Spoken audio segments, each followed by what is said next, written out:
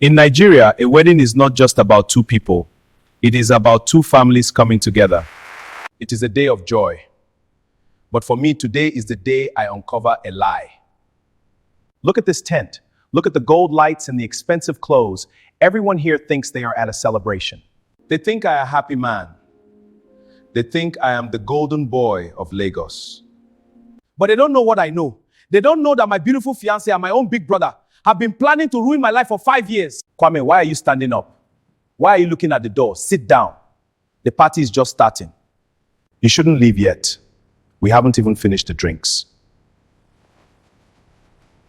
The whole room goes quiet. You could hear a pin drop. Kwame is sweating. He is half out of his chair, ready to run. And Zuri, that lace looks beautiful on you. It's a shame it was bought with the money you stole from my London escrow account in 2019.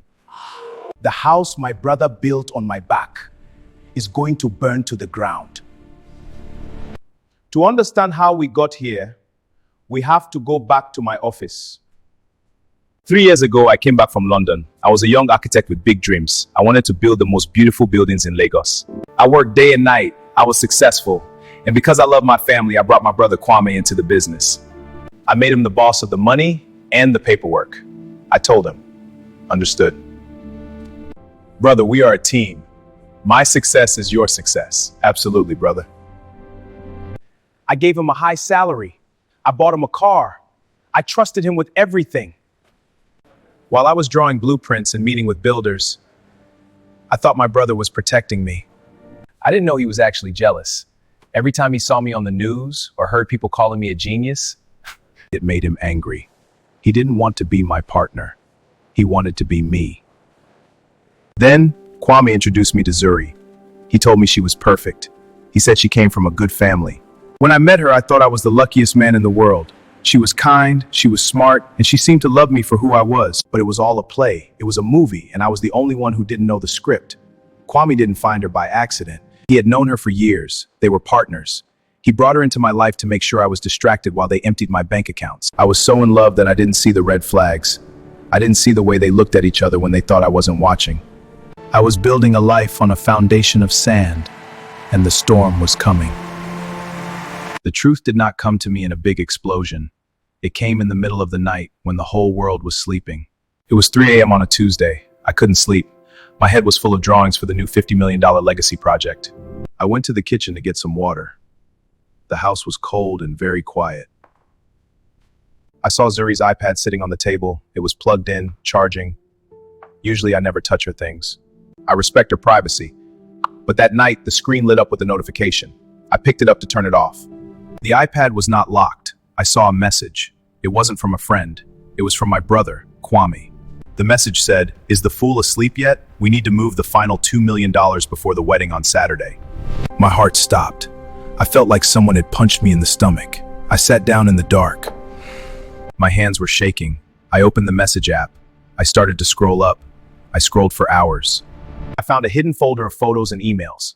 I wasn't just looking at a small mistake. I was looking at 5 years of lies. I found pictures of Kwame and Zuri in London from 5 years ago. This was long before Kwame introduced us. In the photos, they were holding hands. They were kissing. They looked like a happy couple. Then I looked at the bank papers. Every time I won a big contract, Kwame was sending money to a secret account in the UK. He was using my signature. He was stealing from our mother's savings too. I saw their plan in plain English. Zuri's job was to make me sign the family trust papers on our wedding night. Once I signed that paper, they would own everything. My buildings, my land, my money. They were going to leave me with nothing. They were going to fly back to London and leave me in the dirt. I sat there in the blue light of the tablet until the sun came up. I didn't cry. I just became cold. Very, very cold. When the sun came up, I went to the office. Kwame was there, as usual. He brought me a cup of coffee. He smiled at me.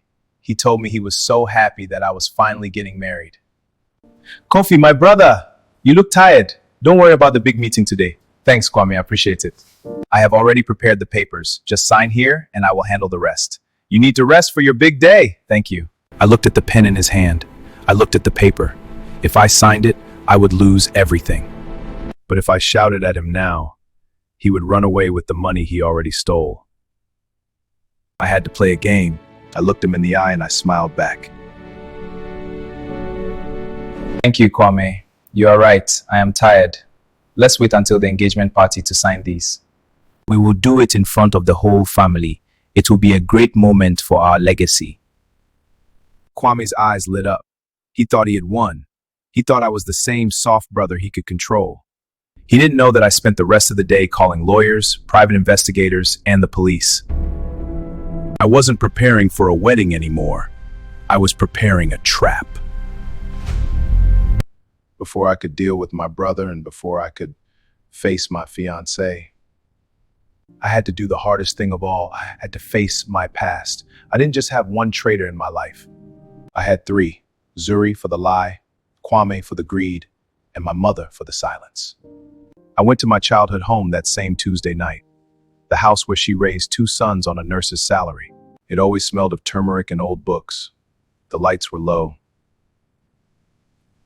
She was sitting in her old carved wooden armchair, clutching a worn bank passbook.